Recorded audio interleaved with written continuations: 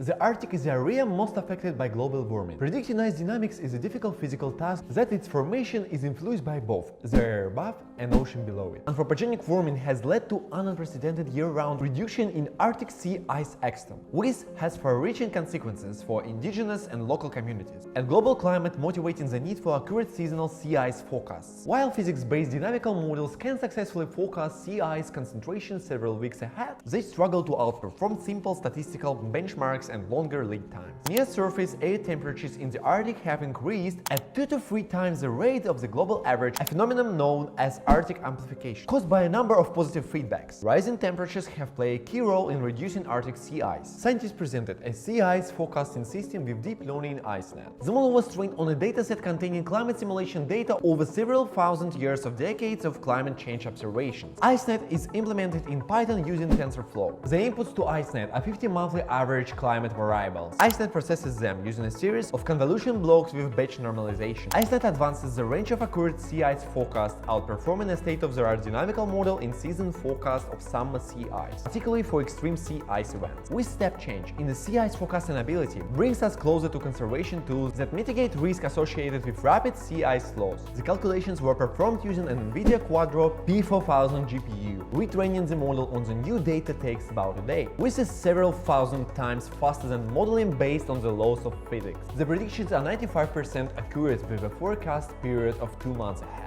The IceNet system is often compared to CIS5, a dynamic model of the European Center for Medium-Range Weather Forecasts. Modern sea ice forecasting skills. IceNet's mean binary accuracy across all lead times is only 0.30% higher on the validation than test years, suggesting its performance on validation data is also indicative for generalization ability. IceNet extends the range of accurate forecasts, exceeding state-of-the-art performance at 2 to 4 months. Lead time forecasts for August, September, and October substantially outperforming both CIS5 and the linear trend. CIS generally outperforms IceNet at 1 month lead time. Though this is likely because IceNet only receives monthly average as input, mirroring the weather phenomena and initial conditions that dominate predictability on such short timescales. The development of systems that predicts glacier melting in the present environmental situation is necessary. At this point, IceNet could be the solution to many environmental issues. Let us in the comments what do you think about IceNet. Subscribe to our channel if you want to receive more helpful information, just check it out on brutalab.com.